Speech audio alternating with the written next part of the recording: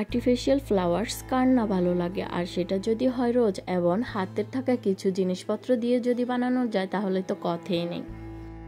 বাসায় থাকা tissue role থেকে টিস্যু নিয়ে প্রথমে ভিডিওতে যেভাবে বাস করে নিয়েছি সেভাবে বাস করে নেবেন। তারপর কর্নার থেকে আরও 2টা বাস দিয়ে তারপর হাতের সাহায্যে মুচড়িয়ে নিব। এইভাবে পুরা টিস্যুটাকে মুচড়িয়ে নিব।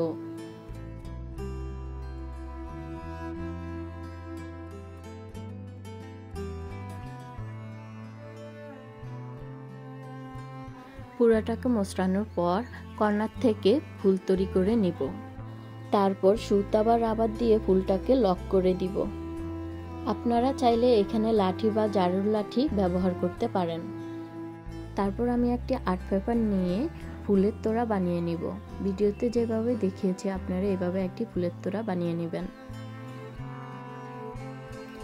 দেন আমি আমার পছন্দ মতো কালার দিয়ে ফুলগুলো কালার করে নিয়েছি। আপনারা চাইলে আপনাদের পছন্দ মতো কালার দিয়ে কালার করে নেবেন। এই তো তৈরি হয়ে গেল আমার ফুলের তোড়াটি।